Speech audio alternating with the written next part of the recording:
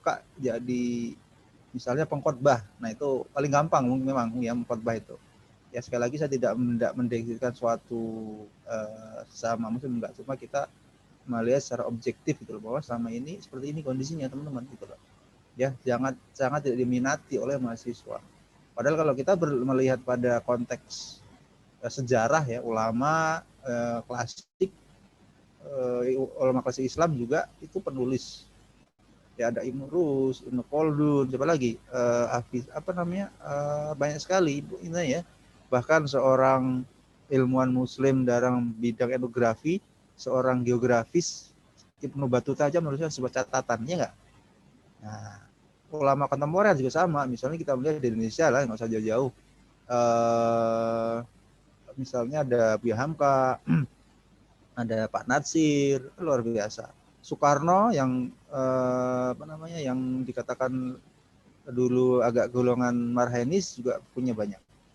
Ya, kita di mana posisinya? Itu harus saya pengen mengulik perasaan teman-teman gitu loh maksudnya. Di mana kita tidur? Nah ini masalahnya. Ya mereka bukunya teman-teman suka baca nggak? Bukunya Tan Malaka, Madilog, yang bukunya Komunis itu luar biasa sampai sekarang. Maka saya bilang tadi buku itu tentang sejarah teman-teman. Nah ada nggak karya kita? Belum. Padahal si Tan Malaka itu menghasilkan karya umur 20 tahun, 19 tahun. Bukunya Madilog sampai sekarang dipakai itu di mana-mana itu kan. Nah, ini problem kita ya teman-teman. Kita di mana? Nah, ini umur kita berapa sekarang? Nah, coba kita merefleksikan diri gitu kan. Hidup kita 20 tahun ini ngapain aja? Nah, ini maksudnya. Ya, mahasiswa suka berbaper medsos. Nah, ini juga nih, saya termasuk yang mengkritik ya. Saya tidak melarang untuk baper-baper, enggak gitu kan. Cuma lah ya imbang gitu loh ya. Jadi teman-teman itu kalau misalnya kajian yang baper-baper tuh nikah muda tuh yang datang tuh sampai ratusan tuh ribuan. Ya enggak teman-teman kira-kira. Tapi kalau misalnya yang diajarkan kajian politik itu atau kajian tentang apa itu tentang keilmuan tuh yang datang atau dua nih udah males. Nah ini itu dengan zaman saya dulu itu kalau namanya kajian intelektual itu luar biasa itu kan. Bahkan berdebat di ruang diskusi itu hal yang biasa. Kalau sekarang kan enggak ya, mahasiswa hanya melakukan sebuah kritik lewat medsos misalnya. Yang berkembang siapa kemarin misalnya? Bintang Emon ya kan, ya gitu kan. Hukum dikritik dengan medsos, apa dampaknya terhadap negara? Nggak ada, hilang gitu loh. Ya ini yang menjadi permasalahan gitu teman-teman. Kita nggak mau mengkritik lewat konstitusi, datang ke kantor hukum itu nggak ada. Nah ini ya baper-baper tuh ya, sekarang lagi muncul siapa kemarin yang bikin lagu lagi tuh, si Dodi dan teman-teman itu, suaminya siapa namanya, mantan itu JKT40 siapa namanya, yang bikin lagu-lagu lagi tuh ya, emang bagus sih. Jadi ada pergeseran ya. Di zaman kami dulu kalau nasyid itu lebih kepada perjuangan, ISIS apa namanya, ISIS kan, terus ada Sotul Harokah itu kan luar biasa. Sekarang kan ke misalnya lebih ke melo gitu ya teman-teman ya. Nah ini yang maksudnya gitu loh. Kalau dulu kita girohnya luar biasa tuh kan, naik gunung gitu, wah lagunya itu wah luar biasa deh pokoknya. Giroh itu udah kayak Ramajit aja. Nah, sekarang enggak. Nah ini saya bilang tadi tuh ada pergeseran medsos tadi ya, lebih film-film misalnya, film-film juga sama kan, percintaan semua itu di apa namanya di YouTube. Saya lagi neliti disertasi ya, itu tentang tentang nyari jodoh. Ada nggak yang misalnya kita membangun itu peradaban dalam film itu kan nggak ada. Nah ini ya teman-teman, baca buku juga menjadi kita ini tidak menyenangkan. Nah ini kita males gitu kan, lebih seneng baca Instagram sebagainya. Kurikulum pendidikan tidak membuat mahasiswa menjadi, kurikulum juga berpengaruh sebenarnya ya teman-teman ya. Selain tadi pribadi ada kurikulum, lingkungan juga ya, lingkungan kita, keluarga, masyarakat nggak mendukung. Pemerintah tidak memberikan sistem pendidikan juga ya, jadi kita lebih disuruh untuk hafal teori saja, itu masalahnya. Mahasiswa baca sistem wayangan. Nah ini juga nih ya, teman-teman pasti wayangan kalau mau ujian ya enggak. Nah ini yang jadi masalah itu kan. Apaan ngejar kan kita belajar itu bukan hanya untuk UTS gitu loh. Jadi nikmati belajar itu ya, jangan wayangan. Nah ini harus diubah teman-teman ya. Kalau wayangan doang ya nanti anak-anak kita gimana itu kan, masa diajari wayangan. Kadang-kadang saya intil gitu tuh, apalagi seorang perempuan tanya anaknya, Umi ajarin dong, nggak ngerti Umi dulu wayangan kan, lucu juga ya. Ini masalah teman-teman, ini masih banyak lagi masalah yang lain ya. sedikit yang saya tuliskan. Banyak banget yang membuat masalah di negara kita itu nggak mau menulis. Padahal di Jepang, di Eropa, ya di mana Finlandia itu adalah negara dengan tingkat membaca nulisnya luar biasa. Seperti itu. Nah, jawab dengan jujur nih teman-teman. Berapa halaman baca buku dalam sehari? Nah, nggak ada. Ya teman-teman ya gimana mau dapat ilmu pengetahuan, 1 halaman 2 halaman baca nggak? Jujur dalam hati wajib rutin nggak? Berapa buku baca dalam seminggu? Nggak ada. Berapa halaman baca buku dalam sebulan? Nggak ada. Beda dengan orang Jepang itu ketika mereka nongkrong di kafe itu mereka bawa buku tebel gitu kan. Bahkan waktu itu pernah saya lupa namanya, dia mau menyongsong kemenangan hadiah Nobel dari Jepang ya, dia sampai kayak gitu, dia nongkrong di kafe tapi bawa buku tebel. Oh itu orang Jepang ya. Ya sisi lain yang harus kita pakai ya tentang peradaban yang enggak, tapi secara keilmuan ya mereka luar biasa. Kita padahal di Quran ada Iqra tapi nggak pernah dipraktekkan ya, dihafal malah itu yang jadi. Lanjut ya. Nah ini berapa banyak ada menuntut medsos, Instagram ada, apalagi Facebook ada misalnya, podcast sekarang berkembang banyak banget tuh kan. Nah tapi bukunya dikit di rumah. Ada berapa banyak buku di rumah? 1, 2 gitu kan. Ya ini jadi masalah gitu loh. Kalau kita pengen membangun peradaban generasi muslim, perbanyak buku di rumah. Anak-anak juga dia lihat, ibunya baca, kemudian dengan itu dia nanti lahir seorang generasi muslim dengan keilmuan yang berbeda. Saya pernah itu mencoba kalau udah di YouTube itu 1 jam itu nggak ngapa-ngapain. Saya sekarang nggak jarang dulu punya Instagram, tapi sekarang nggak lagi karena nggak terlalu banyak manfaatnya. Kadang-kadang ada istri punya, dengan lihat ya istrinya gitu doang, isinya paling orang foto-foto artis, apaan bukan manfaatnya. Bagi saya mungkin sudah tidak ada ini lagi lah manfaatnya, kecuali mau belanja atau apa ya silahkan lebih gitu lihat.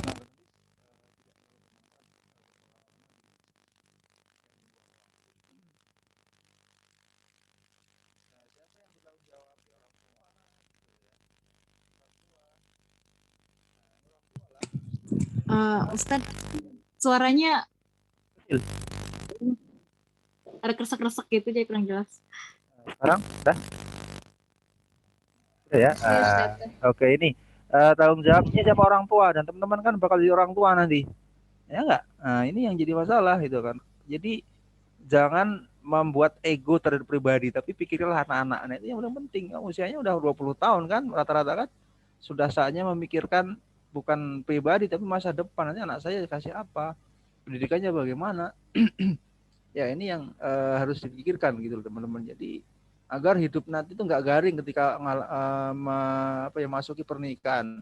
Pernikahan gitu aja nggak ada tujuan, maksudnya dalam bahasa saya anak nggak dikasih pendidik, jadi tujuan pendidikan anak nggak dibangun, jadi sekedar nikah aja tuh kan. Nah ini masalahnya itu mungkin ya kalau ada ya, tapi kita berharap sih nggak seperti itu, ada tujuan ya, tujuan mau sebuah generasi yang paling penting tuh kan. Saya pernah menulis itu kan ikan salmon itu kenapa dia naik ke air itu ya, dia sampai dia mati itu di situ tuh. Ternyata di situ dia bertelur di situ untuk generasi. Setelah telur dia mati. Saya gitu sampai itu dia untuk membangun generasi. Analogi adalah bahwa kalau ikan aja membangun generasi kayak gitu sampai dia melewati arus seperti itu, kemudian dimakan oleh beruang salah ya, sampai situ dia akhirnya mati setelah bertelur, tapi udah generasi ya, generasi yang harus kita bangun. Jadi orang tua termasuk kita nanti jadi orang tua, masyarakat juga ini, kita Indonesia enggak, di lingkungan kita enggak ada anak-anak muda nih di Alikmas ini nongkrong-nongkrong, dia bilang ya Allah anak muda dengan kopi sini nih di kopi-kopi itu ya Allah dengan nongkrong rokok kopi apa itu kan, dengan ini nanti nyesel nanti dia tua tuh kan ya. Miskin ilmu miskin harta. Saya bilang tadi saya punya profesor UI itu umur 28 tahun selesai doktor zaman dulu ya. Sekarang mana ada tuh kan, jarang tuh kan ya. Sekolah tuh universitas pemerintah. Nah ini yang menjadi tanggung jawab untuk kita membangun sebuah komunitas menulis dan membaca. Kalau ini nggak ada memang sulit. Tapi dari keluarga dulu lah, dari keluarga, masyarakat sampai nanti ya mudah-mudahan pemerintah. Jadi gimana presidennya aja nggak baca buku, presidennya baca komik Shinchan, ya lucu jadinya. Ya, presiden tuh yang intelek dikit gitu dalam bahasa ya, bacanya itu yang kayak Pak Karno dulu lah tentang komunisme itu kalau bahasa dia kan. tentang kapitalisme. Nah, jadi pikirnya itu wow gitu kan. Jadi kita bisa mengerti tentang sosial politik di dalam kebangsaan internasional. Baca tentang militer. Nah, ini baru. Nah, presiden bacanya komik Shinchan, SD itu. Nah, ini maksudnya ya. Jadi wawasan kita tuh akan terbangun dengan bacaan yang lebih luas. Kayak gitu ya. Bacaannya apa yang berat-berat. Nah, itu yang dicari. Presidennya begitu dan maksud saya. Jadi teman-teman nanti kalau mau cari suami ya gitu, cari intelektual. Nah itu bisa bimbing minimal. Ya jangan cuma main game aja. Ikhwan banyak juga yang main game tuh. Saya tahu. Nonton bola sampai jam pagi ada juga nama Ikhwan. Ya mungkin dia belum sadar atau udah sadar nikah, mudah-mudahan jadi baik gitu ya. Nah itu teman ya. Jadi orang tua itu yang biasakan anak menjadi buku. Kasih buku dari rumah, ajak jalan-jalan perpus. Ya itu kan. Mudah-mudahan nanti menjadi kebiasaan. Saling ke masyarakat, perpustakaan komunitas,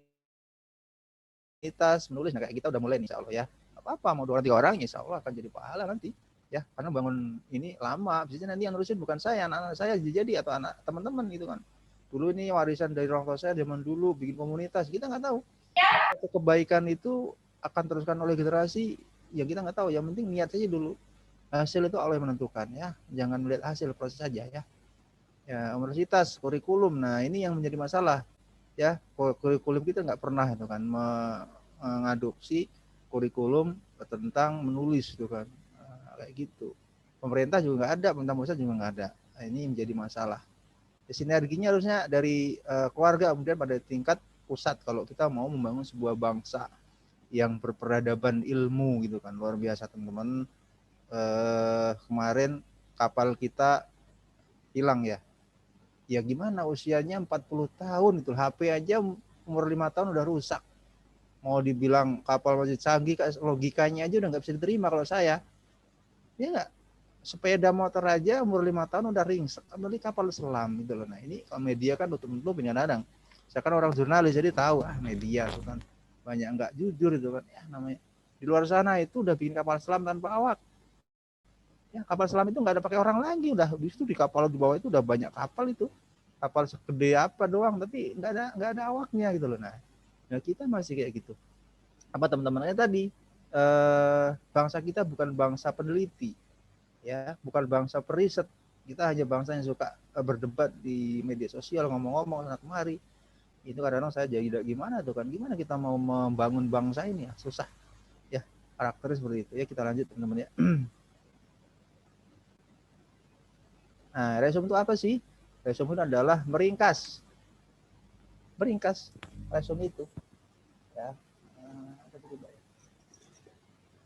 Ini buku diringkas ya. Nah, lanjut dulu ya.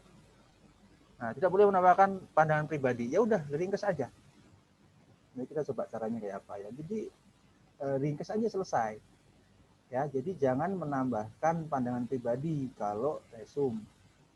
Udah, misalnya di halaman berapa gitu ya. Ya udah diringkas aja dengan pemikiran dengan apa adanya di sini kira-kira.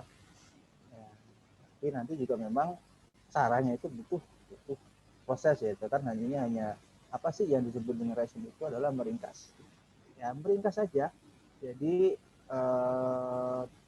kita lihat nanti tidak boleh menambahkan pandangan pribadi. Nanti kita lihat beberapa kasus ya. Itu resume ya. Dan biasanya sih nah tidak boleh menambah opini, ya apa adanya aja gitu, diringkas dengan yang di sini gitu, ringkas ya di dalam buku itu. Tujuannya apa sih? Mengambil misalnya dari buku yang dibaca. Sebenarnya ini kalau nggak salah kita udah sering dapat di dalam pelajaran sekolah dasar kok teman-teman ya. Teman-teman insya Allah udah tahu, cuma prakteknya aja yang jarang dilakukan gitu mungkin sebenarnya. Jadi dulu kita kan di dalam sekolah SD sampai SMP itu bahasa Indonesia itu udah sering diajarkan loh, silahkan meringkas buku sebagainya kayak gitu. Nah ini sekarang yang hilang gitu kan, yang nggak ada di sekolah-sekolah itu jarang diminati kayak gitu. Jadi menulis itu tidak dihargai ya. Kalau kembali sejarah lagi, Harun al-Rashid ya, di zaman Harun al-Rashid itu satu orang nih bisa nulis buku itu dia dikasih biaya hidup selama setahun. Ya, makanya wajar dulu ya teman-teman ya di zaman Khalifah itu banyak sekali buku-buku Islam ya, yang dulu dirampok oleh bangsa Barat ketika runtuh khilafah itu kan dibakar, dicuri. Ya dulu kayak gitu. Nah sekarang kan memang buku ini nggak dihargai gitu loh. Nulis buku itu memang tidak ada harganya. Itu tadi saya bilang di awal, ya pemerintah tidak memberikan sebuah jaminan kehidupan bagi penulis buku, peneliti itu kan. Ya. Bahkan lebih dari artis ya nggak, manggung itu kan Sule itu kan, siapa lagi itu misalnya Andre Taulany, Sultan itu kan. Apa fungsinya buat negara, buat keilmuan gitu, nggak ada. Tapi ilmuwan kita nggak dihargai. Profesor misalnya nggak dihargai di Indonesia, duitnya dikit. Di Malaysia itu kalau profesor dapat jaminan semuanya, tanah, rumah. Ini kan harus menghasilkan suatu, nulis, penelitian. Kalau nggak cabut. Indonesia enggak, dengan dokter itu kan, dokter ya gajinya 2 juta. Ya ini kritik teman-teman, maksudnya saya tidak melihat pada uang, tapi bagaimana apa namanya ya, gairah keilmuan di Indonesia itu nggak dihargai gitu, jadi masalah. Ya makanya akhirnya ilmuwan kita itu terbang luar negeri semua, ke Jepang, ya anak Abi itu di mana, di Jerman, luar biasa. Ada yang ke mana-mana, ke Cina itu kan, Indonesia nggak dihargai. Gimana kita mau hidup? Ini yang jadi masalah ya, sambil kita edukasi ini. Jadi pengantar ini teman-teman, jadi mengambil ini tadi bukunya, nanti kita lihat caranya. Ya, misalnya bab 1 apa, bab 2 apa, jadi sudah paham ya. Jadi sini kan ada bab-bab nih. Nanti tinggal di ini aja, ini bedanya resume dengan nanti sensi ya, atau review. Nah, bab 1 apa? Nah, ini bedanya. Jadi bisa panjang memang ya halamannya. Kalau apa namanya, resume itu tergantung bukunya juga. Ya kalau ini kan saya ada bukunya Tasawuf Modern, bukunya siapa nih? Punya Prof. Nazaruddin Umar. Nah ini orang dulu nih, luar biasa nih Prof. Nazaruddin. Sekarang masih sangat jarang nih yang nulis, anak-anak muda nih. Saya aja belum bisa tuh kan ya, luar biasa. Bisa nggak nanti kita menandingi tuh kan? Walah, mudah-mudahan kita bisa nih. Ini ada bab-babnya ya. Nanti bab 1 apa, bab 2 apa diringkes. Ya intinya sih kalau masalah halaman itu tergantung teman-teman ya. Di sini nggak ada batasan ya, saya cari di itu nggak ada batasan. Tapi intinya antara saya buku dibahas ya, dibahas bab 1 apa gitu ya, kemudian bab 2 apa gitu, baru nanti disimpulkan. Ya kalau satu halaman bisa, 2 halaman bisa, tergantung kebutuhan sih resup sebenarnya ya. Ini nanti berguna kalau teman-teman nanti mungkin kuliah lagi sebenarnya ya, resup itu biasanya diminta resup buku itu teman-teman ya. Saya juga ada bukunya Prof. Hamka, Tasawuf Modern gitu teman-teman ya, luar biasa. Nah, ini saya dulu beli buku tuh, karena kalau udah nikah bukunya udah kebeli susu sama anak. Ya luar biasa tuh kan, tapi mudah-mudahan sih Allah nganter rezeki yang lain ya. Saya dulu kalau di IBF itu kalau beli buku itu bisa 1 juta tuh, seneng banget. Tapi alhamdulillah sekarang sih, alhamdulillah istri dukung buat saya kuliah aja, alhamdulillah ya. Dengan mengambil jatah istri buat dapur dikurangi. Tapi intinya gitu teman-teman ya. Jadi dari buku dulu itu bagaimana gairah kita. Nah itu yang penting ya. Masalah resume itu nanti dulu, misalnya ini hanya ya udah tahu lah, tapi bagaimana saya pengen menyentil generasi ini gitu, biar nggak baper-baper mulu gitu ya, dibaperin Ikhwan di medsos saya udah senang banget. Jangan bukan, kalau dia datang, Anda mau kasih apa saya, Anda mau kasih apa ke saya, ya boleh gitu, tantang itu mesti melihat seriusnya dia gitu loh ya, tantang dia, tantang udah, tantang keilmuan, jangan tantang duit gitu loh. Duit harus dicari, ada zaman dirinya, Anda bisa memberikan apa, maksudnya adalah tadi keilmuan ya saya, bukan masalah harta. Kalau harta masya Allah cari bareng-bareng, serius nggak dia belajar ya kayak gitu maksudnya. Ini karena generasi peradaban, kalau enggak ya gimana nanti itu. Menjadi itu mengambil intisari bab 1 itu apa, diringkes, nggak usah banyak-banyak gitu kan, tapi ya kan harus dibaca dulu kan, bab 1 apa, bab 2 apa, sampai terakhir itu resume ya. Dari sini insya Allah udah memahami teman ya, nggak usah terlalu ini, tapi ini insya Allah sudah jadi pahami ya. Resume itu gitu caranya. Nah ini juga mungkin nanti teman bisa menemukan banyak cara lah ya, tapi ini ya kalau udah praktek nanti soal akan mudah sebenarnya ya.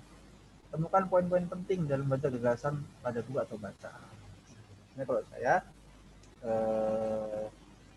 baca dulu itu kan satu halaman, bukan satu halaman sih, satu bab gitu ya, satu bab kita baca udah ringkes. Bebas pemikiran teman-teman, nggak usah ini, baca aja dulu kemudian ringkes. Jadi dalam menulis itu kita menganut namanya aliran apa ya? Ini alirannya itu, namanya itu aliran alirannya ini kalau dalam bahasa kita kan kalau dari itu ada dua, namanya aliran alirannya ini tetapi yang betul itu positivisme. Kelihatan ya teman-teman ya. Nah, ada dua aliran. Yang pertama adalah interpretasi. Teman-teman nulis udah pin aja, nggak usah mikir salah bener.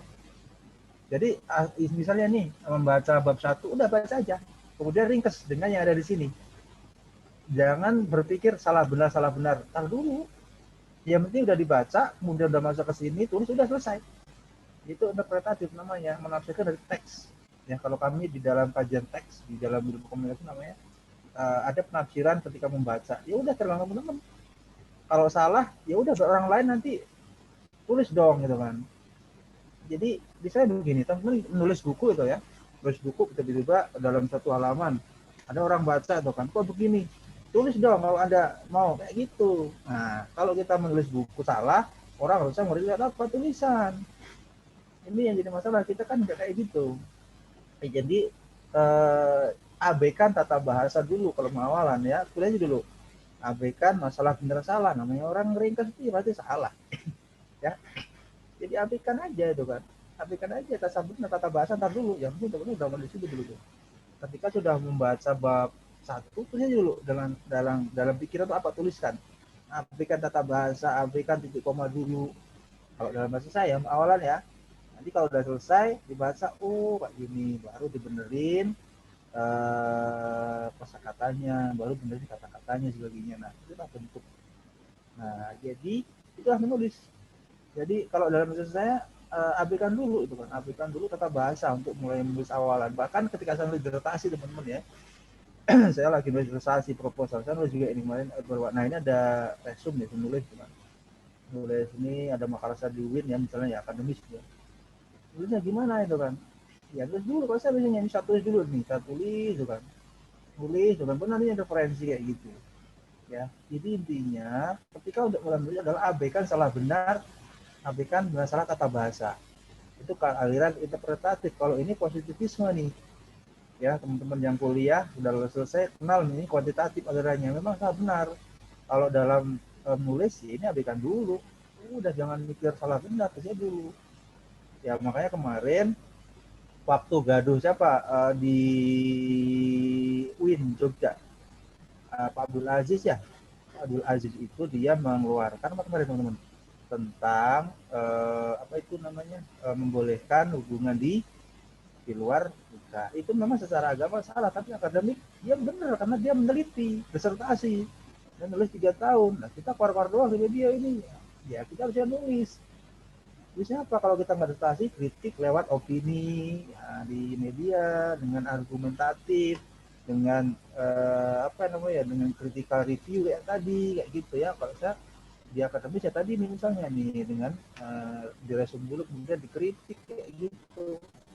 Nah ya ini misalnya udah dikritik tawarannya apa kayak gitu misalnya teman-teman ya. Jadi begitu teman ya. Jadi intinya adalah bahwa kalau kita mau menulis itu abaikan salah benar. Kalau orang mau menyalahkan silahkan ada tulis kalau saya salah. Kalau dia ngomong ya udah samain aja, ngomong doang buat apa.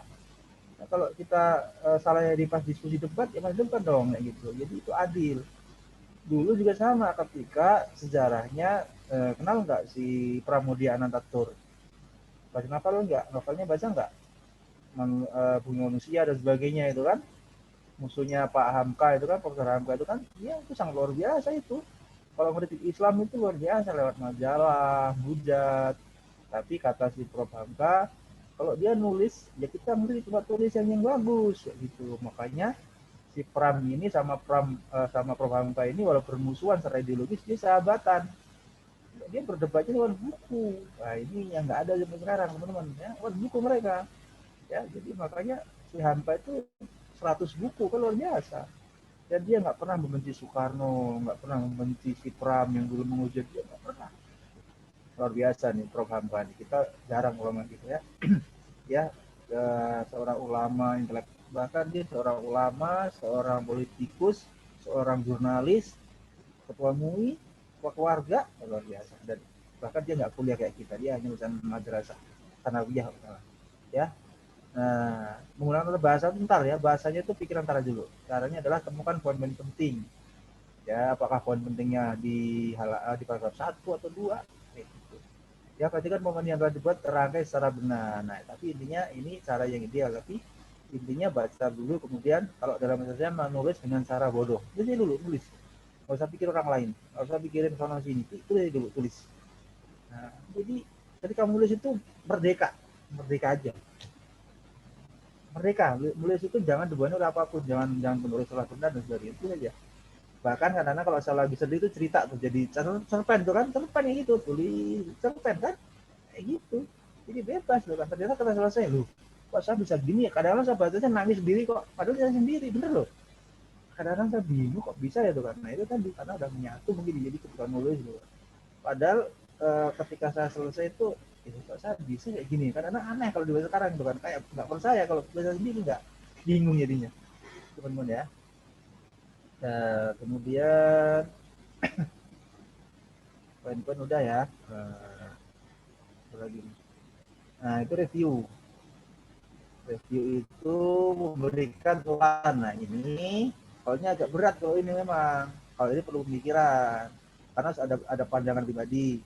Misalnya teman-teman kemarin mengkritik disertasinya siapa? Prof Abdul Aziz ya, yang di mana, yang di Jogja, yang dia menghalalkan hubungan di luar nikah. Apa ya, dia harus baca dulu tadi dia sampai tebal ya, kemudian kita harus mencari argumen untuk membantah, misalnya hadisnya enggak, bahkan kita harus membaca siapa bukunya yang diteliti dia sih, Syahrul ya gitu. Nah ini lebih lebih apa ya, lebih berat kalau review ya. Memang harus banyak apa ya, banyak baca. Jadi kalau tadi mungkin kita hanya baca buku aja, resum satu aja nih, satu buku udah baca aja, ringkas apa adanya, selesai. Tapi kalau review bisa lintas disiplin ya, bisa nanti kita dari sisi politiknya dikritik, atau dari sisi ekonominya dikritik, atau dari mana. Nah, jadi satu buku ini nanti bisa kita kritik lewat berbagai sudut pandang, atau mungkin lewat sisi keilmuan, misalnya Nesi kan seorang pendidikan membaca pandangan siapa, ketika pendidikan boleh dibatasin aja, tapi lagi-lagi itu tadi kembali ke masalah membaca ya. Kalau nggak baca apa yang mau ditulis itu teman-teman ya, ini kan hanya teori ya, tapi sekali lagi intinya adalah mulai mempraktikkan itu. Jadi memberikan ulasan, pandangan, kritik, tawaran baru. Tawaran apa? Misalnya hukum tadi. Kalau kita meraktik disertasinya tadi Pak Abdul Aziz, jadi kritik lah itu kan. Kalau kritik, Anda nawarin apa? Kalau kritik, argumennya apa yang Anda berikan? Nah, itu review agak lebih ini memang lebih berat kalau review ya. Ya, kemudian membuat orang lain memahami sudut pandang yang lain. Ya tadi misalnya mengkritik situasinya Prof Abdul Aziz yang di Jogja, kita menawarkan ide-ide apa di situ, dari mana sumbernya, apakah nanti kita menawarkan sebuah pandangan tentang Al-Qur'annya atau apanya di situ, itu review ya. Ini jauh lebih apa ya, ini jauh lebih akademis. Review ya agak berat memang ya, membutuhkan agak lebih tingkat lebih tinggi ketimbang resum. Resum tadi merdeka lah, nggak terlalu apa ya, atau ada beban itu ya gitu. Karena kita nggak memberikan sebuah tawaran pemikiran baru, nggak memberikan sebuah kritikan gitu kan, nggak memberikan sebuah pandangan yang lebih akademis kayak gitu ya. Jadi itu agak lebih berat kalau review sebenarnya. Jadi nanti digunakan biasanya dalam lingkungan akademis, atau teman-teman biasanya diminta gimana di koran itu kan, ada review apa gitu kan, gitu. Jadi ini ya, jadi tadi ya, intinya gitu teman-teman ya, itu memberikan ulasan atau pandangan kritik seperti itu ya. Kalau sini sudah bisa dipahami ya. Nah, hampir sama tujuannya dengan yang tadi teman, yang berikan kritik dan pandangan. Ya, misalnya tadi saya melakukan sebuah kritik terhadap disertasi karena ada tugas saya di sini. Nah ini saya berikan apa nih? Ini resume kritik. Nah, saya berikan sebuah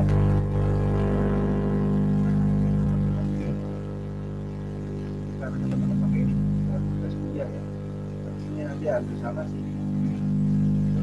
Karena di sini saya berikan di dulu ya. Pan Ustadz, suaranya kresek-kresek ya?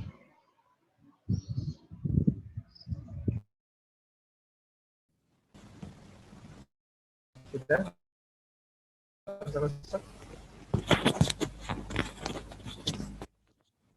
Ini contohnya, kemudian di sini misalnya dikasih, nah ini ya, ini kan kalau akademis ya. Ini, nah ini ada tawaran nih, tawaran apa? Nah, misalnya kalau saya kan ini penelitian disertasi, ini tawaran metodologi, kemudian ada nanti teorinya dulu kayak gitu, ya. Kemudian ada teorinya apa? Ini kan ini teori nih, ini di sini teori, itu kan, teori. Nah, kemudian di sini nanti ada, nah apa analisisnya sebagainya. Kemudian di bawah nanti ada tawarannya. Nah, tawarannya, nah ini tawaran metodologis kok saya dalam bahasa saya ini ada tawaran gini ini. Ini kalau saya mungkin review di dalam yang akademis. Tapi sama nanti sebenarnya secara alur kayak gitu teman-teman ya. Kalau sudah review itu memberikan sebuah kritikal ya. Jadi dikritik kemudian diberikan sebuah tawaran. Kayak tadi tuh misalnya bisa juga sebenarnya ini dipakai untuk melakukan kritik terhadap tulis-tulisan di dalam media ya, media sosial tuh banyak, maksudnya media-media apa tuh, media online ya. Republika tuh kan sering tuh menampilkan tulis-tulisan orang banyak ya, boleh kayak gitu ya. Jadi situ kita berikan mengkritik dulu, kemudian berikan pandangan, kemudian berikan sebuah tawaran. Nah itu, nah ini yang memang perlu sebuah latihan tadi seperti itu teman-teman ya. Nah, itu dari sini kita udah memahami nih ya perbedaan antara review dan resensi. Apa resensi saya lupa nanya, tapi sama sih kalau resensi dia hampir mirip kayak apa namanya resume dia. Cuma dia sedikit ya paling satu halaman tuh kan. Nanti bukunya apa gitu doang sih. Ya dia hampir mirip apa enggak dia kalau resensi dia lebih sedikit, jauh lebih sedikit. Jadi pertama resensi ya, resensi kemudian resume, kemudian review. Ya resensi itu hanya biasanya sih resensi itu akan ada ketika dia mau jual buku gitu kan ada tuh. Ya halaman berapa halaman, kemudian sampulnya apa sebagainya, paling satu halaman aja kalau resensi. Ya jadi nggak banyak. Dan dia tetap mirip dengan apa tadi itu namanya resume. Jadi dia nggak memberikan sebuah pandangan, dia hanya meringkas. Bahkan dikit biasanya halaman berapa halaman, penulisnya, intinya apa, selesai. Ya tadi gitu ya. Kalau apa namanya resume tadi kan agak banyak, dia harus ditulis per bab ya. Per bab, bab 1 kira-kira apa, bahkan ada pengantarnya apa itu kan. Kalau ada 20 bab ya itu teringkas per bab. Nah, kalau resensi enggak, resensi paling satu halaman. Ringkas saja udah. Buku ini kira-kira apa sih? Nah, yang teman-teman lakukan tuh biasanya itu kalau nggak salah kita itu kan ada di webinar kemarin literasi kita ringkas buku ya. Itu sebenarnya lebih ke sana. Arahnya itu dia. Resensi. Ya, teman-teman ya. Karena teman-teman nggak mencantumkan bab kan? Nggak bab 1 kan. Nah, berarti kemarin itu lebih ke apa namanya? Resensi. Kalau teman-teman kemudian mencantumkan per bab namanya resume. Kalau menawarkan sebuah pandangan, mengkritik isinya, mengkritik ini itu berarti dia lebih kepada apa namanya review. Itu aja sih teman ya, nggak terlalu banyak sebenarnya perbedaannya. Ya kalau caranya ya nanti sambil berjalan. Misalnya kalau di dalam review itu menarasikan atau menjadikan tulisan itu apa sih kira-kira loh. Nah pentingnya apa kira-kira di dalam buku itu yang penting tuh kan. Ya jadi tulisan itu di apa ya disajikan dulu. Nah justru ini review ini gabungan kalau nggak salah, malah gabungan dari dua hal tadi. Jadi diringkas dulu misalnya ya, diringkas dulu apa di resume apa namanya, di resume dulu tuh buku tuh kira-kira apa sih resumen yang penting kan. Di resume yang penting dulu semuanya tuh kan, tapi nggak per bab ya, cuma langsung keseluruhan. Kemudian yang penting apa dari semua itu. dari seluruh buku itu yang penting apa kira-kira yang dia pengen pesankan sebagainya atau wacana apa yang ada. Nah kemudian baru ajukan saran sebagainya ya.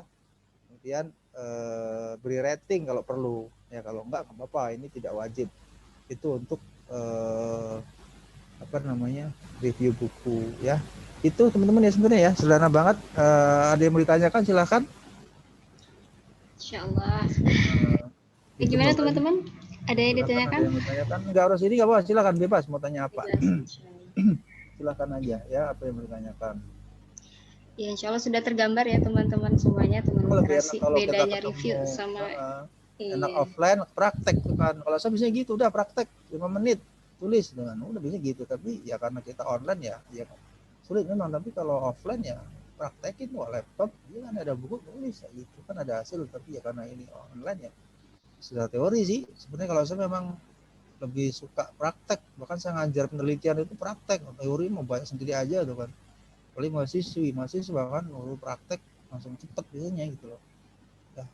Tapi ya nggak apa-apa lah ya, kalau ada yang mau tanyakan silakan. Harus ini yang terkait dengan pendidikan juga boleh, terkait dengan apapun, penulisan apa aja silakan aja, bebas, tidak ada batasan saya mau tanya apa itu. Tapi jangan tanya tafsir, saya tafsir nggak ngerti. Jangan tanya hadis, saya hadis nggak ngerti. Insya Allah. Tanyakan pada ulama yang lebih memahami ya, bukan bagian saya ya. Silakan teman-teman, mau ditanyakan apa ya. Sama kalau saya kemarin kan nulis di blog itu ya itu karena sudah terlalu banyak yang saya baca, jadi apa yang udah ngalir aja sih, senang aja, sudah menikmati menulis kelihatannya sih seperti itu. Silahkan, ada yang ditanyakan. Insya Allah nampaknya masih ini lagi pada berpikir pertanyaannya apa-apa kayaknya teman-teman ya. Ya sembari menunggu Ustaz, mungkin dari Ana dulu kali ya Ustaz ya. Moderatornya mau nanya juga. Ya tadi menarik sekali, ternyata memang masih banyak banget ya Ustaz ya PR pribadi buat anak muda kayak kita ini ya. Kadang gini Ustaz, ada yang kita temukan, mungkin anak pribadi ya mungkin melakukan ini, suka menumpuk buku saja gitu Ustaz. Mungkin ini kayak lebih ke nafsu mata aja, beli buku ini lagi bagus nih kayaknya buku ini, beli ternyata cuma ditumpuk doang, habis itu nggak dibaca gitu. Coba Ustaz untuk minta sentilannya atau tamparannya, insya Allah. Ya, itu tidak hanya kegelisahan sih, saya dulu kayak gitu sama gitu, juga kegelisahan banyak orang gitu kan, banyak orang kayak gitu tuh kan. Dan memang ini apa ya, kalau saya pribadi memang tadi caranya adalah kita akademis. Maka sekarang kalau mau ini maka harus ada program lagi buat kuliah lagi. Kalau nggak gitu nggak bisa ya, itu untuk lebih pengalaman ya. Tapi ya memang ini cara-cara yang apa yang semua orang sih tidak terlalu sama ya. Tadi saya menyampaikan kayak gitu kalau mau ada waktu ya. Tapi kalau nggak bisa ya mungkin dengan cara yang lain. Kemudian pertama cari buku yang teman-teman memang minati, jangan cari buku yang cuma melihat doang. Misalnya di apa ya, di dalam, biasanya kalau saya sih kalau di YBF itu saya nyari yang udah dibuka dulu nih, cari di dalam itu kan bagus baru baca, menarik. Kalau enggak saya nggak baca, apa nggak beli, karena nanti bakal numpuk itu, numpuk. Kemudian intinya sih kalau buku itu sudah disukai, saya yakin nggak akan bakal ditinggal. Padahal novel nih, saya kalau lagi suka novel kan seneng tuh ya, namanya seneng kan, seharian selesai nih novel 500 halaman, terbawa perasaan emosi dengan kayak gitu. Nah itu berarti kita senang di situ gitu loh. Sama kayak buku yang lain, misalnya saya lagi baca buku sejarah tuh kan, bisa seharian selesai karena saya suka. Nah intinya sih begitu, ya cari buku yang teman-teman itu sukai dulu ya, nanti yang lain tambahin gitu loh. Di awal saya dulu ya, di awal saya memang di sejak di kampung ya, di zaman sekolah dasar itu SD itu saya memang suka baca buku ya, udah kecil ya, udah dulu senangnya adalah apa namanya, buku-buku majalah Islam tuh, ada Anida, teman-teman mungkin nggak kenal sekarang ya, ada majalah Anida tuh, saya sering baca cerpennya, bahkan saat teman-teman lain itu main saya udah berburu buku itu, majalah itu. Nah dari sekarang itulah yang mulai menginspirasi. Bahkan di cerpen itu saya tulis waktu di blog saya, di cerpen itu saya ingat ada kisah ya, seorang laki-laki miskin itu kan, dia kemana-mana itu kan penelitian itu dia naik bis. Itu saya alami ternyata. Saya bilang, loh ini kok kisahnya di itu kok saya alami itu kan, mirip, benar itu kan. Dia tuh nggak punya duit kan, terus penelitian wah pas TV ternyata begitu saya udah kuliah kok sama ceritanya. Nah kata si siapa namanya yang dosen itu Ustadz Faris Beki itu, kadang-kadang sesuatu yang kita baca akan kita alami nanti dalam kehidupan, walaupun nggak semuanya kayak gitu. Itu benar ternyata ya, kadang-kadang sesuatu yang kita baca dalam sebuah buku itu suatu nanti akan menjadi sebuah kenyataan ya, walaupun nggak semua. Tapi itu saya pernah mengalami seperti itu. Kok ini ceritanya mirip dengan cerpen itu ya, itu kan saya kemana-mana naik bis, karena waktu S1 saya nggak punya motor, bawa motor, orang tidur di masjid kan, makan aja nggak tahu dengan penelitian ke Pulau Gadung mana lagi ya, ke Republika itu ya naik bis aja, naik omprengan Metro Mini dulu masih ada Metro Mini sama Kopaja, tapi menikmati kayak gitu. Dari terminal jalan lagi tuh ke TV One tuh, ke jauh tuh kan, punya duit lapar, tapi ya itulah kisahnya ya. Tapi ini kita namanya bacalah sesuatu yang sukai dulu, jangan yang enggak. Kemudian pertama, jangan memaksa, sehari baca satu buku, ya lelah lah, hidup itu kan nggak, misalnya jadwal aja, sih ada yang lain itu baca aja, misalnya sehari habis subuh 5 halaman aja dulu, masa banyak-banyak, atau kalau memang malas 2 halaman aja deh, 2 halaman tuh kan, 2 halaman sambung lagi besok kan, kalau 2 halaman, kalau seminggu udah berapa halaman, itu halaman, nanti mungkin bulan depan targetin naik lagi 3 halaman, bulan depan lagi 10 halaman gitu ya. Nah itu caranya. Kadang sama kayak apa ya, kayak Messi atau teman-teman saya, kadang-kadang baca buku seharian nanti saya nggak baca lagi, itu salah. Nanti sekarang harus mencoba untuk membuat sebuah jadwal dulu lah, nanti kalau udah senang insya Allah nanti nggak, jadwal pun akan mudah.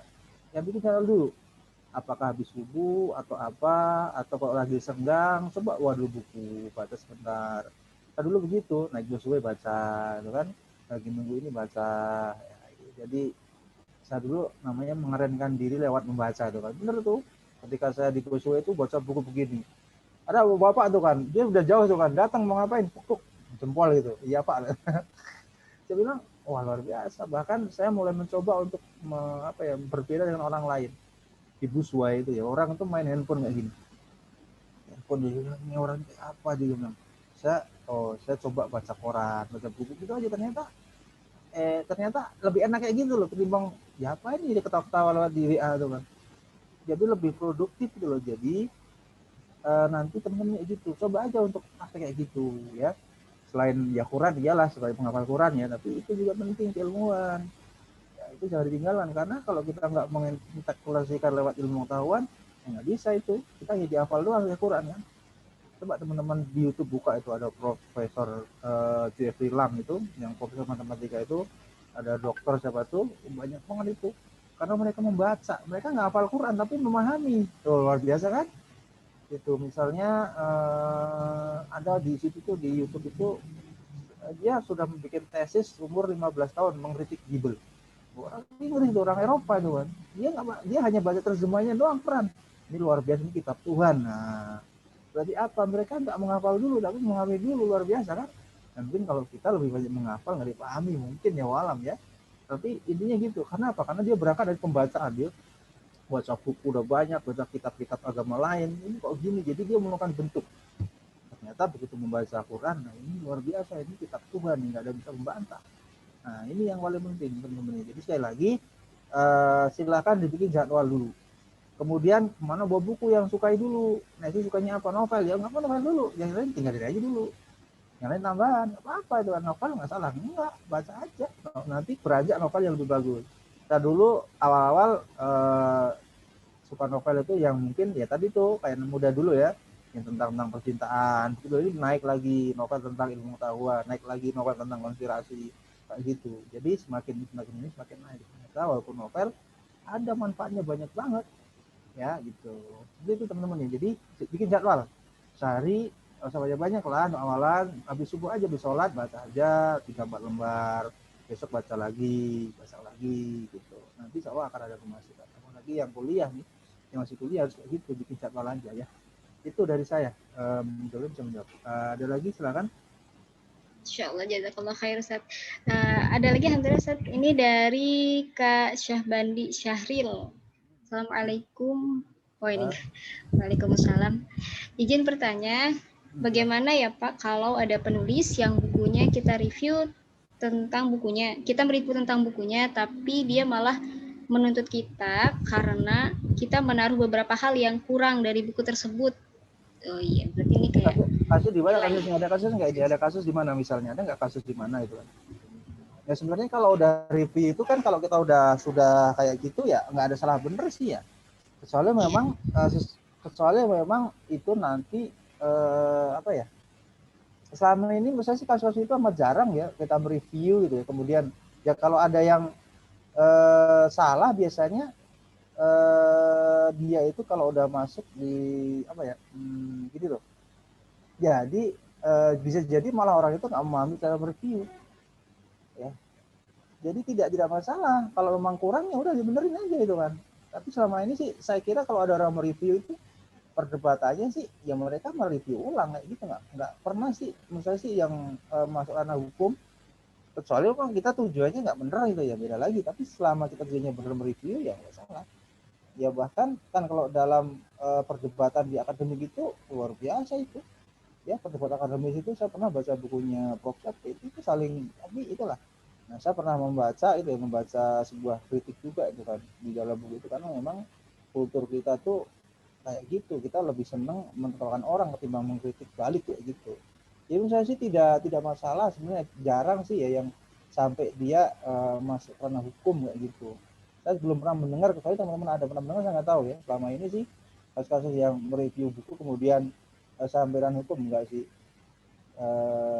Masih sangat jarang lah, apalagi tujuan akademis ya. Kalau akademis sih ambil akademis ya, biasanya dia harus mengkritik akademis juga.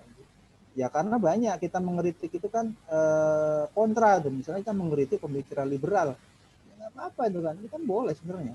Kita nggak takut, selama maksudnya benar gitu loh. Kalau tujuannya salah ya, nah itu tadi. Gitu.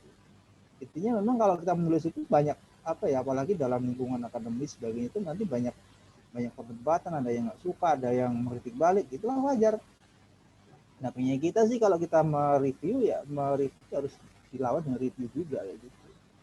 Jadi teman-teman ya apalagi ya itu tadi ya, memang kalau review memang itu tadi ya harus berhati-hati juga itu tadi awalnya kan ya. Itu tadi makanya perlu sebuah keilmuan tadi berbeda dengan tadi resume tadi.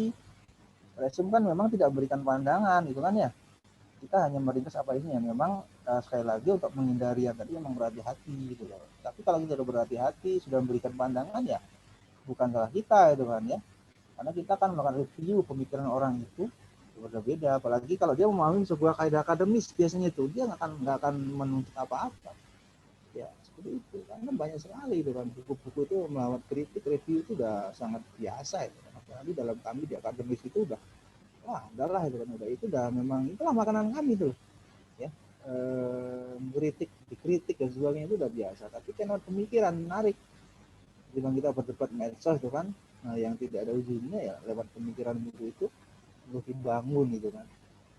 Itu ya mungkin. Tapi ini tadi ya sampai ini tadi ya. Jadi intinya pertama kalau mau ini ya hati-hati. Memang kalau apa namanya review ya seperti tadi, kalau resume mungkin karena dia hanya meringkas saja. Kalau itu memang harus tadi, makanya harus banyak membaca tadi kalau review buku.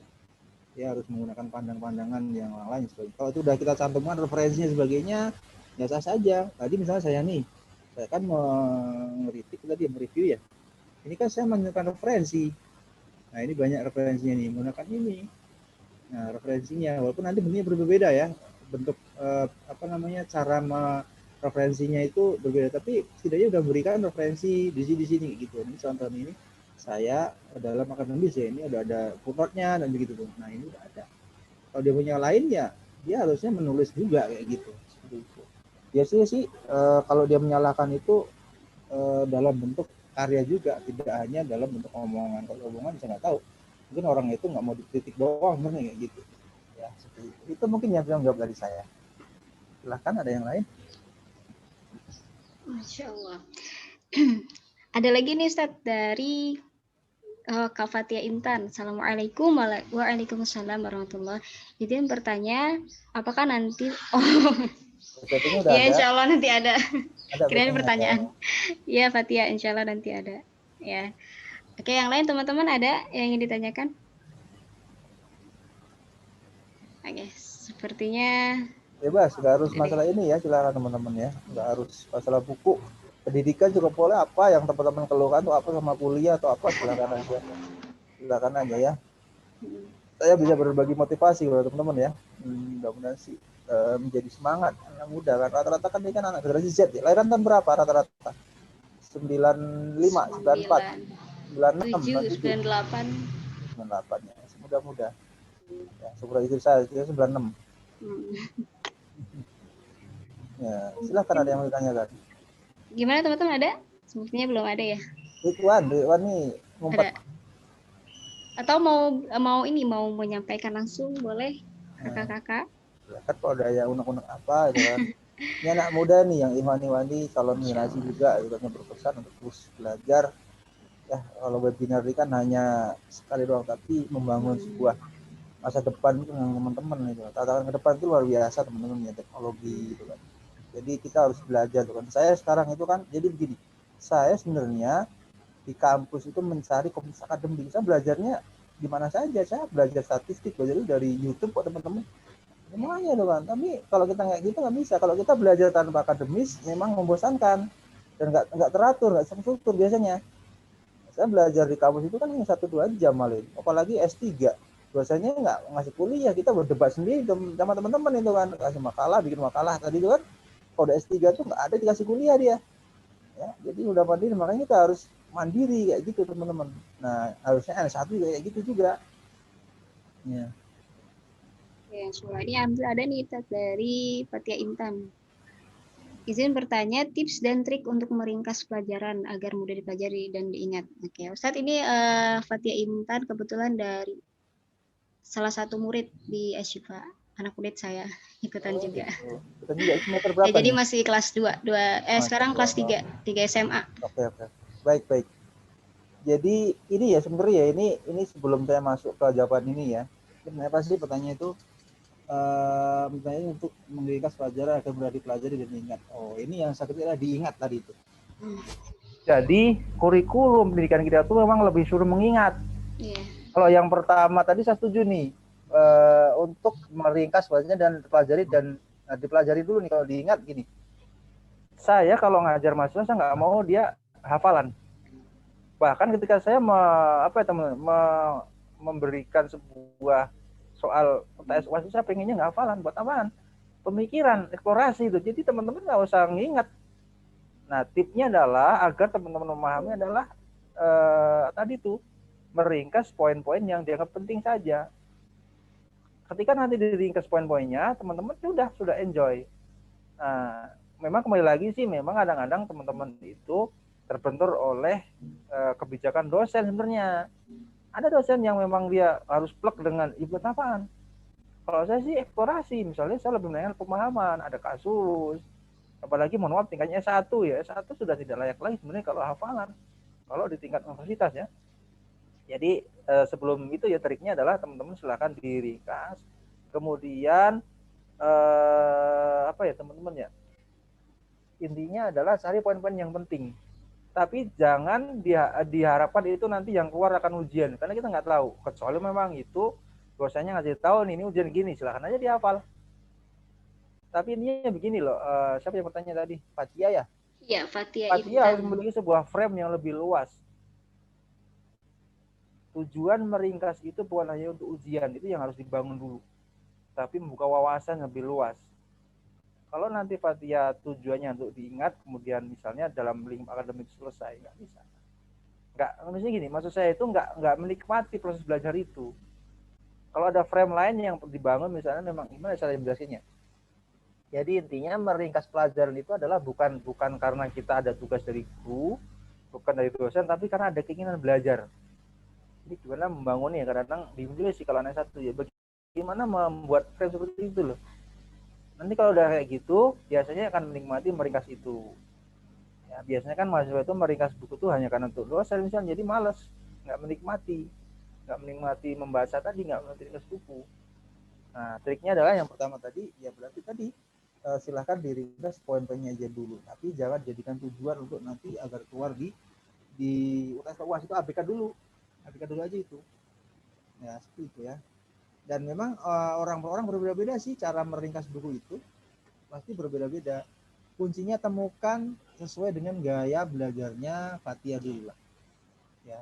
Jadi temukan gaya Fathia dulu gimana caranya, saya nggak tahu, tapi intinya mulailah dengan apa yang udah pernah Fathia punyai.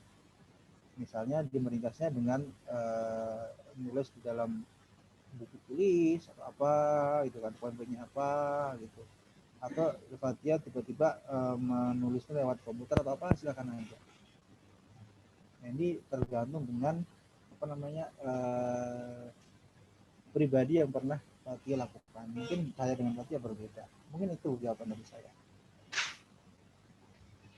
Masya Allah, jazakallah khair Ustaz untuk jawabannya. Jadi jangan Gimana diingat, Fathia? jangan dipelajari, jangan iya, diingat. iya benar. Kalau diingat hilang, dan baca aja dulu, baca nanti aneh ingat.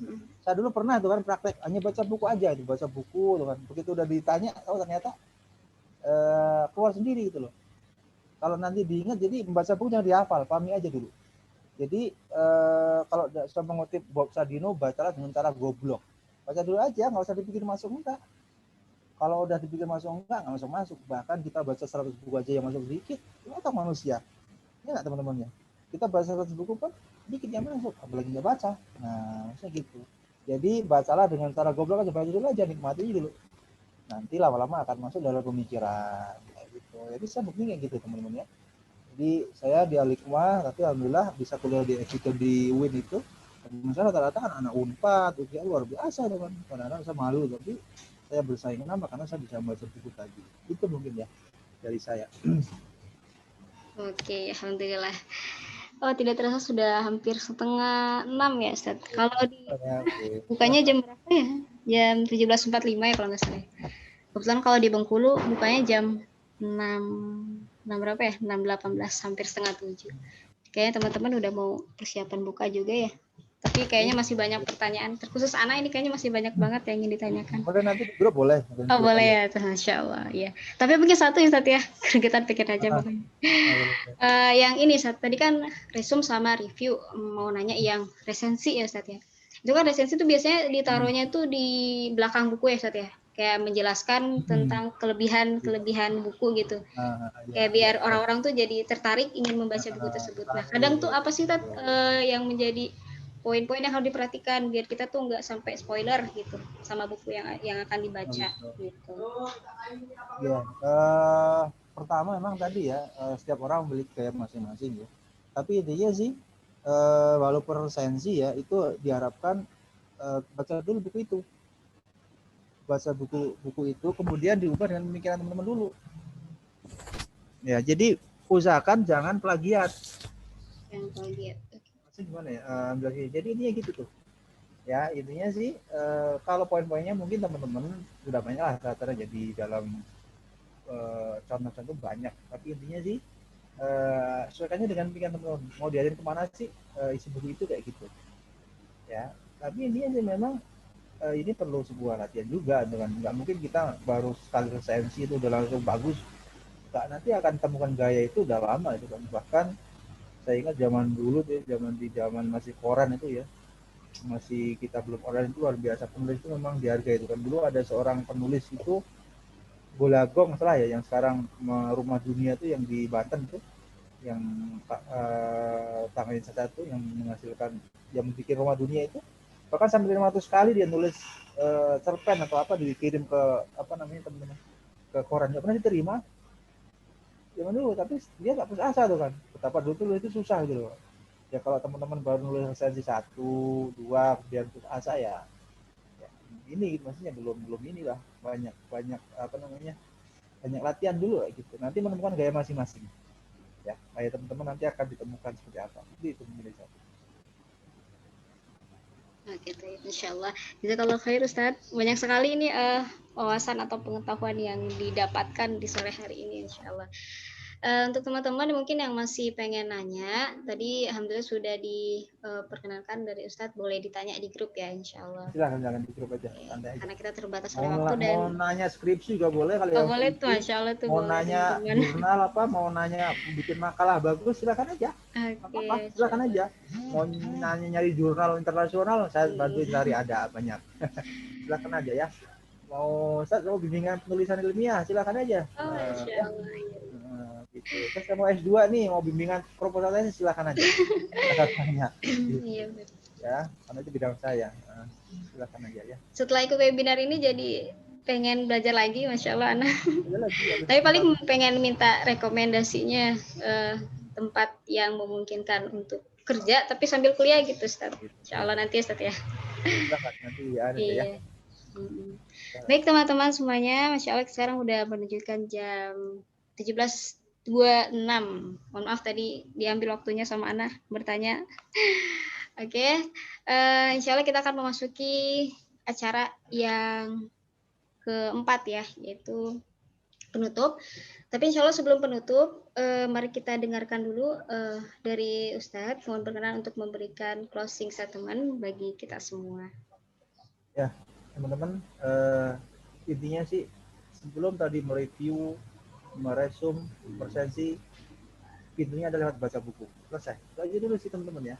Kalau nggak itu nggak bisa. Nah, intinya di situ dulu, mulailah baca, bikin jadwal aja dulu. Sehari 5. Kemudian kalau ada waktu, nanti yang sudah lulus S1, silahkan S2, S3. Karena itulah nanti kita akan mengolah pemikiran itu di situ. Kalau kita hanya misalnya bahkan pekerjaan apapun lah, mau teman dagang apa, silakan kuliah. Kan Bang Sandi kan S3, ya enggak? Kalau teman-teman S1 paling jualan bakso di pinggir jalan, tapi kalau S3 bayangin aja tuh Pak Sandi. Yang punya sekolah itu yang di sini, yang dosen saya dulu Pak Padan itu yang buat itu adalah dokter dia. Yang punya sekolah Pak Jain Wahid dalam PKS yang di sekolahnya di mana tuh di Jogja, di Bantul, Klaten, S3. Kalau S1 belum bisa pemikirannya itu loh. Kayak gitu. Jadi mau jadi punya sekolah, mau jadi pedagang bakso, kuliah lah. Karena nanti membangun sebuah mindset pemikiran. Nah, teman-teman kalau misalnya S1 jadi cuma pedagang bakso pinggiran, nah, kalau S3 cabangnya bisa 120 itu berapa? Gitu teman-teman ya. Jadi kuliah itu bukan untuk kerja tapi menambah wawasan. Membaca buku hanya sekilas untuk menambah wawasan. Jadi mau kerjaan apapun teman-teman silakan mau intelektual ya. Di S1, S2, S3 teman-teman nanti saya akan menemukan sebuah kenikmatan dalam kehidupan ya. Jadi punya uang, kerjaan, belajar. Jadi jangan terlalu menikmati pekerjaan. Jadi kalau ada belajar, teruslah untuk mencari ilmu. Kalau uang hilang, ilmu masih ada. Gitu. Itu pesan dari saya. Terima kasih. Insya Allah jazakallah khair pada Ustadz. Baik teman-teman semuanya, insya Allah sekarang kita akan memasuki acara terakhir yaitu penutup. Sebelum penutup, izinkan Ana untuk menyampaikan sedikit kata-kata yang Ana kutip ya dari Ustadz tadi, sangat menarik sekali. Tentang wawasan kita itu akan terbangun dengan bacaan yang luas. Jadi ini alhamdulillah sore ini kita mendapatkan motivasi yang sangat luar biasa sekali dari Ustadz Sunaryanto. Semoga motivasi atau ilmu yang kita dapatkan di sore hari ini tidak hanya stuck di sini saja, tidak hanya stuck di mungkin ada yang mencatat, berarti stucknya di buku saja, tapi asalnya atau harapannya adalah bisa realisasikan begitu. Dan masih banyak ternyata PR kita teman-teman dalam dunia literasi khususnya. Semoga hal ini bisa menambah semangat kita dalam membaca. Mari kita sama-sama untuk bangun kembali budaya atau hobi membacanya. Ajak semua teman-temannya untuk membaca, karena semakin kita banyak membaca, seperti yang Ustadz bilang tadi, akan semakin tambah ilmunya buat kita ya, alhamdulillah. Baik Ustadz, terima kasih jazakallah khair untuk waktu dan ilmu yang sudah disampaikan kepada kami semua. Semoga Ustadz dan keluarga diberikan keberkahan dalam hidupnya, dimudahkan, amin ya rabbal alamin.